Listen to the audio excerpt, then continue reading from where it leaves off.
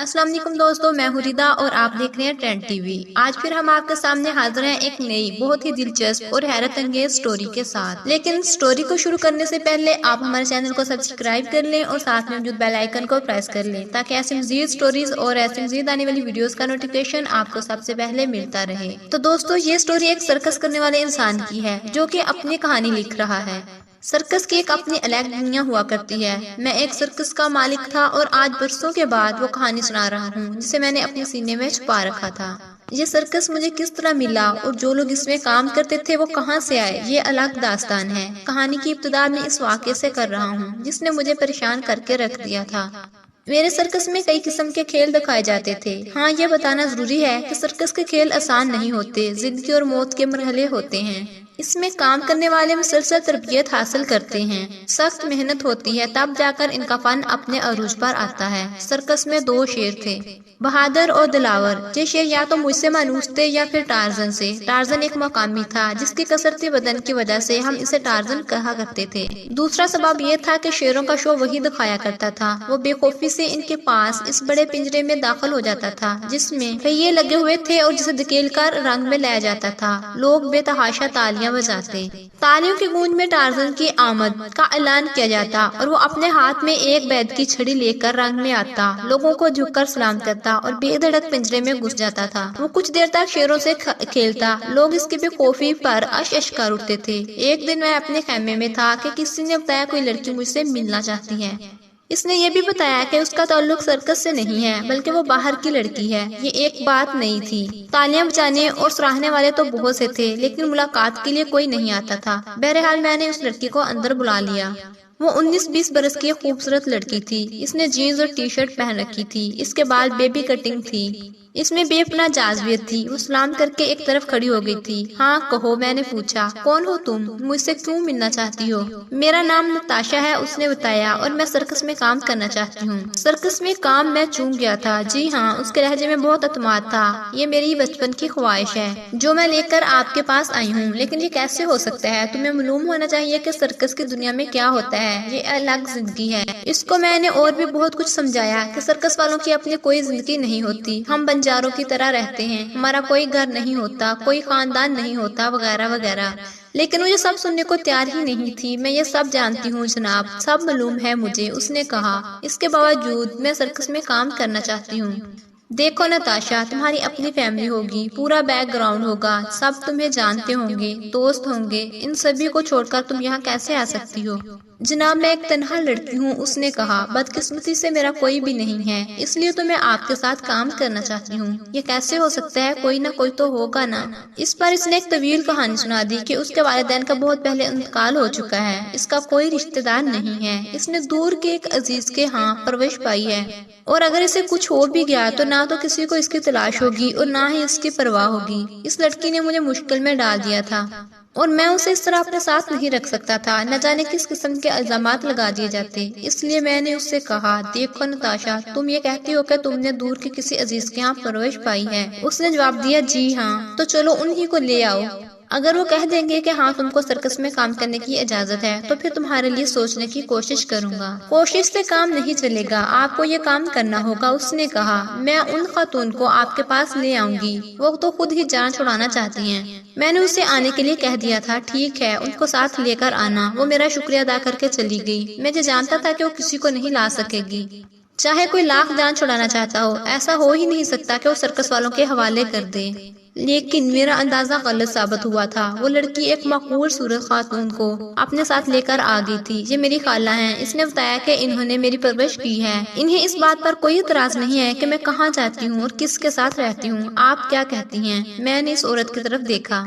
नताशा ठीक कह रही है, हमारा अब इससे कोई वास्ता नहीं है, इस औरत ने कहा, चाहे सर्कस में काम करे या कहीं और जाए। वो लड़की ये केस जीतती हुई महसूस हो रही थी लेकिन अभी भी बहुत सी बातें मेरे जहन में खटक रही थी। अगर इसकी जगह कोई लड़का या कोई दूसरा मर्द होता तो फिर इसके लिए सोचने में इतनी कबाहत नहीं थी। लेकिन एक लड़की का मामला था और जाहिर है कि इसकी ज्यादा जिम्मेदारी हुआ करती है। ठीक है, तुम 2-4 दिन के बाद आओ, मैंने कहा। मैं अपने साथियों से मशवरा कर लूं।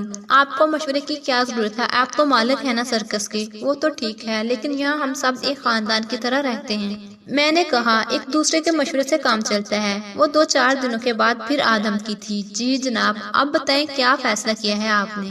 تم یہ بتاؤ کہ تم کس ایکٹ میں حصہ لینا چاہتی ہو، میں نے پوچھا۔ شیروں والے ایکٹ میں، اس نے بتایا۔ کیا؟ میں نے اسے حیرت سے اس کی طرف دیکھا۔ کیا پاگل ہو گئی ہو؟ تمہیں اندازہ ہے کہ یہ کتنا خطرناک کام ہے؟ ہمارے شیر سوائے ٹارزن کے اور کسی سے مانوس نہیں ہیں۔ ذرا سی دیر میں وہ چیر پھاڑ کر رکھ دیں گے۔ جب آپ کے شیر آپ کے ٹارزن سے مانوس ہو گئے ہیں تو پھر آپ کو کیوں لگتا ہے کہ وہ مجھ سے مانوس نہیں ہو سکتے؟ میں اس کی اجازت نہیں دے سکتا، میں نے کہا۔ اگر آپ نے ایسا نہیں کیا تو پھر میں اپنی جان دے دوں گی، اس نے بتایا۔ اور آپ کو یہ اندازہ ہو گیا ہوگا کہ میں کس قدر ضدی ہوں۔ اس کی باتوں نے ایک طرف یہاں پریشان کر کے رکھ دیا تھا، وہیں دوسری طرف اس بات کی بھی خواہش تھی کہ کاش وہ کسی بہانے یہیں رہ جائے۔ یہ میرے اندر کی محرومی کی آواز تھی اور اس کی خواہش۔ میں نے اب تک زندگی میں محبت جیسی کوئی چیز حاصل نہیں کی تھی۔ سرکس کی دنیا میں ایسی باتوں کا موقع ہی کہاں ملتا ہے۔ یہاں تو ایک جیسی زندگی ہوتی ہے، لیکن اس خواہش کا یہ مطلب بھی نہیں تھا کہ میں اس بیوقوف کی بات مان کر اسے موت کے سامان پیدا کر دیتا۔ میں نے ایک بار پھر اپنے ساتھیوں سے اس کے لیے مشورہ کیا۔ وہ سب کے سب اس کے خلاف تھے کیونکہ یہ خاصی ذمہ داری کا کام تھا، لیکن دوسروں کی طرف سے اس لڑکی کی بے پناہ شوق اور اس کی بے پناہ ضد نے ہمیں مجبور کر دیا تھا۔ بوس، اگر وہ لڑکی ہمارے ساتھ شامل ہونا ہی چاہتی ہے تو اسے کہو کہ وہ شیروں کے چکر میں نہ پڑے، کوئی اور کام سیکھ لے، ٹارزن نے کہا۔ میں اسے سمجھا کر تھک چکا ہوں، لیکن وہ نہیں مانتی۔ تو پھر بھگاؤ اسے، وہ اپنے زندگی کی دشمن معلوم ہوتی ہے۔ لیکن میں اسے بھگا نہیں سکا۔ ایک بار وہ آ کر رونے لگی تھی۔ اس کا کہنا تھا کہ پوری دنیا میں اس کے لیے کوئی سہارا نہیں ہے، اور جب وہ اپنی مرضی سے یہ سب کرنے کو تیار ہے تو پھر اعتراض یا انکار کی گنجائش رہ جاتی ہے۔ وہ اس سلسلے میں لکھ کر بھی دینے کو تیار تھی کہ بہرحال کئی دنوں کی بحث کے بعد اس لڑکی کو سرکس میں آنے کی اجازت دے دی گئی۔ ان دنوں چاند بہت روشن ہو گیا تھا اور ہواؤں میں سرشاری کی کیفیت تھی۔ نتاشا ہمارے ساتھ رہنے لگی تھی اور اس نے لکھ کر بھی دے دیا تھا کہ وہ اپنی مرضی سے سرکس میں شمولیت اختیار کر رہی ہے اور اسے کسی نے مجبور نہیں کیا۔ اس کو سرکس کی ایک عورت سریا کے ساتھ ایک خیمے دے دیا گیا تھا۔ اب یہی اس کا گھر تھا۔ ویسے تو وہ سب کے ساتھ ہنستی بولتی تھی، لیکن میرے لیے اس کے نگاہوں کے پیغامات بہت واضح تھے۔ وہ میرا بہت خیال رکھنے لگی تھی۔ ہم اکثر رات کے شو سے فارغ ہو کر میدان کی طرف نکل جاتے تھے، جہاں دور دور تک چاندنی رو پھیلی حسن کی طرف سے جلوے دکھایا کرتی تھی۔ ہم ایک بڑے سے پتھر پر جا کر بیٹھ جایا کرتے تھے اور باتیں شروع ہو جاتی تھی، ادھر ادھر کی باتیں۔ زندگی میں پہلی بار مجھے ایسی باتیں کرنے کا موقع مل رہا تھا۔ انسان یا تو آئینے کے سامنے بچہ ہو جاتا ہے، یا پھر بچے کے سامنے، یا پھر عورت کے سامنے، اور میں اس لڑکی کے سامنے بچہ ہو گیا تھا۔ اسے لطیفے سناتا، گانے سناتا، اپنی زندگی کے واقعات سناتا۔ میری زندگی میں سرکس کے تجربات کے سوا اور تھا ہی کیا۔ وہ بھی مجھے اپنے بارے میں بتایا کرتی تھی۔ کتنی محرومیوں بھری زندگی گزاری تھی میں نے، اور اس نے بھی کسی نہ کسی طرح انٹر تک تعلیم بھی حاصل کر لی تھی اس نے۔ اس کی زندگی میں محبت نام کی کسی چیز کا کوئی دخل نہیں تھا۔ محرومیوں کا ایک نہ ختم ہونے والا سناٹا تھا جو اس کے چاروں طرف پھیلا ہوا تھا۔ ایک دن اس نے بتایا، زندگی میں پہلی بار مجھے ایسا لگا ہے کہ جیسے میری بھی زندگی کا کوئی مقصد ہے اور میرے پاس بھی خوشیاں ہیں، اور یہ احساس صرف آپ کی وجہ سے ہو رہا ہے۔ میرے لیے اس کا اعتراف بہت تھا۔ اس رات اسے شہر کے ایک خوبصورت سے ہوٹل میں کھانا کھلانے کے لیے گیا۔ کھانے کے دوران میں نے اس سے پوچھا، نتاشا، اگلے ہفتے ہم اس شہر سے روانہ ہو رہے ہیں، اب تم کیا کرو گی؟ مجھے کیا کرنا ہے؟ میں تو اب زندگی بھر کے لیے آپ کے ساتھ ہوں۔ نتاشا، کیا کبھی ایسا ہو سکے گا؟ میں نے معنی خیز انداز میں پوچھا۔ اس نے شرما کر اپنی گردن جھکا لی تھی اور بہت دیر کے بعد اس نے کہا، اب آپ میری ٹریننگ تو شروع کروائیں۔ یار، تمہیں شیروں کے سامنے بیچتے ہوئے خوف محسوس ہو رہا ہے؟ میں جلدی سے بولا۔ زندگی میں پہلی بار تو مجھے میرا مطلب ہے کہ محبت ملی ہے اور میں اسے بھی شیروں کے حوالے کر دوں۔ کچھ نہیں ہوتا، اس نے کہا۔ میں بھی بے خوف نہیں ہوں کہ فوراً شیروں کے سامنے چلی جاؤں۔ میں انہیں آہستہ آہستہ رام کروں گی۔ پیار ایسی چیز ہے جو کسی کو بھی رام کرنے پر مجبور کر سکتا ہے۔ ہاں، جس طرح تم نے مجھے رام کر لی ہے۔ اس نے ہنستے ہوئے میرا ہاتھ تھام لیا تھا۔ دوسری صبح میں نے ٹارزن کو بلا کر اس سے کہا، ٹارزن، میں ایک قیمتی امانت کی طرح نتاشا کو تمہارے حوالے کر رہا ہوں۔ تم اسے تربیت دو اور شیروں کو اس سے مانوس کرواؤ، اور اس لڑکی کو بلا وجہ بہادر مت بننے دو۔ جلدی کی کوئی ضرورت نہیں ہے اور یہ تربیت آہستہ آہستہ بھی ہو سکتی ہے۔ میں سمجھتا ہوں بوس۔ ٹارزن نے اپنی گردن ہلا دی۔ تم فکر مت کرو، اگر شیروں کو حملہ کرنا ہی ہے تو پہلے مجھ پر کریں گے، پھر اس لڑکی کی باری آئے گی۔ مجھے تم سے یہی امید تھی ٹارزن۔ شیروں کے ساتھ اس کی ٹریننگ کا مرحلہ شروع ہو گیا۔ یہ ایک انتہائی خطرناک قسم کی ٹریننگ تھی، جہاں اس لڑکی کے لیے ایک چیلنج تھا اور وہاں ٹارزن کے لیے بھی تھا۔ बहुत फूंक फूंक कर नताशा को मनूस करवाना था। टार्जन बहुत उखड़ा उखड़ा रहता था, इससे वो लड़की पसंद ही नहीं थी और वो बार बार मुझसे कहा करता था, बॉस ये तुमने कैसा बखेड़ा पाल लिया है, भगाओ इस लड़की को और वो हम सभी के लिए अजाब बन जाएगी। अब तो वो आ गई है टार्जन, अब उसे बर्दाश्त भी करो और उसका साथ भी दो। वो बक बक करता हुआ चला जाता और मैं जानता था कि वो एक फर्जशनास इंसान है। नताशा से लाख नाराज और खफा रहने के बावजूद भी वो इस ट्रेनिंग में कोई कोताही नहीं करेगा। मैं और नताशा बहुत तेजी से एक दूसरे के करीब आते जा रहे थे। हम एक भी हो सकते थे क्योंकि नताशा के लिए कोई प्रॉब्लम नहीं थी और उसके लिए ऐसा कोई भी नहीं था जिससे वो इजाजत वगैरह हासिल करती। वो अपनी मर्जी की मालिक थी। मेरा ख्याल था कि अगर मैंने ये तजवीज उसके सामने रखी तो उसे इनकार भी नहीं होगा और वैसे तो हम एक दूसरे के बहुत करीब आ ही चुके थे। एक रात सैर करते हुए मैं अपने दिल की बात इससे कह दी। वो एक लम्हे के लिए खामोश हो गई थी। क्या बात है नताशा, क्या मेरी ये बात पसंद नहीं आई? मेरे लिए इससे बड़ी बात और क्या हो सकती है, उसने कहा। मेरा तो अब जिंदगी आप ही के साथ है और मेरे साथ आप ही की तरफ आने वाले रास्ते हैं। अब मैं कहाँ जा सकती हूँ?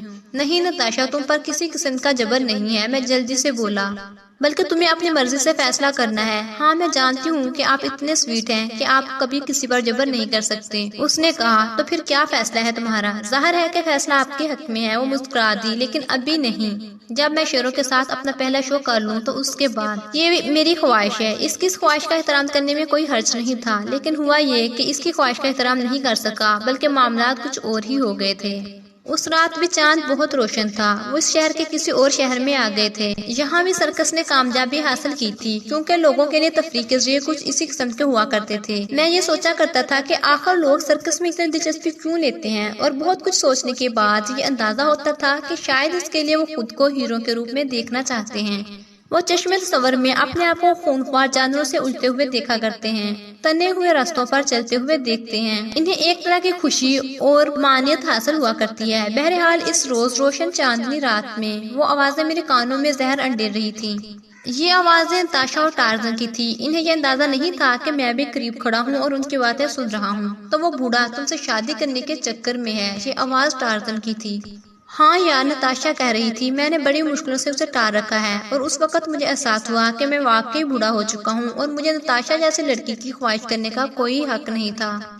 इन दोनों की बातें मेरे पूरे वजूद में आग भरती चली जा रही थी। पता चला कि इन दोनों के दरमियान ये सिलसिला बहुत दिनों से चल रहा था और वो दोनों ही मुझे बेवकूफ बना रहे थे। एक तरफ नताशा अपनी बातों से मुझे बहला रही थी और दूसरी तरफ टार्जन मुझे एहसास दिलाता रहा था कि वो नताशा को पसंद नहीं करता, ताकि मैं उसकी तरफ से गलतफहमी में मुब्तला रहूं। मैं इस वक्त की कैफियत बयान नहीं कर सकता था। मैं जैसे जिंदगी और मौत के दरमियान मुअल्लक होकर रह गया था। या खुदा, मैंने जिंदगी में पहली बार किसी का कुर्ब हासिल किया था, तो मैंने ऐसा धोखा क्यों खाया? वो दोनों एक दूसरे में गुम होकर बातें किए जा रहे थे। मालूम है कि टार्जन, मैंने इसे क्या कहा है? मैंने कहा है कि जब मैं शेरों के साथ अपना पहला शो कर लूंगी तो फिर उससे शादी कर लूंगी।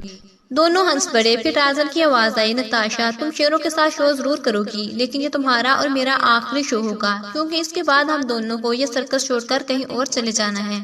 नताशा ने कहा, वैसे मेरी बात झूठ भी तो नहीं होगी, क्योंकि मैं इससे कहा है कि शो के बाद मैं शादी कर लूंगी, और ये बात है कि शादी किससे करती हूँ इसका मैंने इजहार नहीं किया। वो दोनों हंसते रहे और मेरे वजूद में आग शामिल होती चली गई। इन दोनों ने मेरे एतमाद को ठेस पहुंचाई थी और मुझे ये एहसास दिला दिया था कि मैं एक बूढ़ा इंसान हूँ और मुझे अब मर जाना चाहिए, और मेरे लिए जिंदगी में मोहब्बत नाम की कोई चीज नहीं है। सिर्फ एक मौत है जो आस्ता आस्ता कदम बढ़ाती चली आ रही है। लेकिन मैं नहीं मरा, वो दोनों मर गए। बिल्कुल गैर मुतवक्के तौर पर इंतहाई भयानक मौत हुई थी दोनों की। नताशा का ये शेरों के साथ पहला शो था, और वो शेर जो टार्जन की उंगलियों के इशारों पर रक्स किया करते थे, उन्हीं शेरों ने इन दोनों को चीर फाड़ कर रख दिया था, और वो भी हजारों तमाशाइयों के सामने। हर तरफ से चीखें गूंजने लगी थी। दोनों शेर खूंखार हो चुके थे। पुलिस के सामने दोनों को शूट कर दिया गया था। नताशा और टार्जन की मौत बहुत इबरतनाक थी। इस सिलसिले में किसी को इल्जाम भी नहीं दिया जा सकता था, क्योंकि जानवरों का मामला था और इनकी किसी हरकत को किसी को भी जिम्मेदार नहीं ठहराया जा सकता। वो किसी बात पर बफर गए और इन्होंने अपने खून की प्यास बुझा ली थी। टार्जन ने ठीक ही कहा था कि ये शो नताशा का पहला और आखिरी शो होगा। ये और बात है कि वो इसके बाद टार्जन की नहीं बल्कि मौत की दुल्हन बन गई थी। मैंने इसके बाद सर्कस की दुनिया को खैरबाद कह दिया था। मैंने वो सर्कस फरोख्त कर दिया और खुद सुकून के लिए एक शहर से दूसरे शहर बिड़कता फिरा।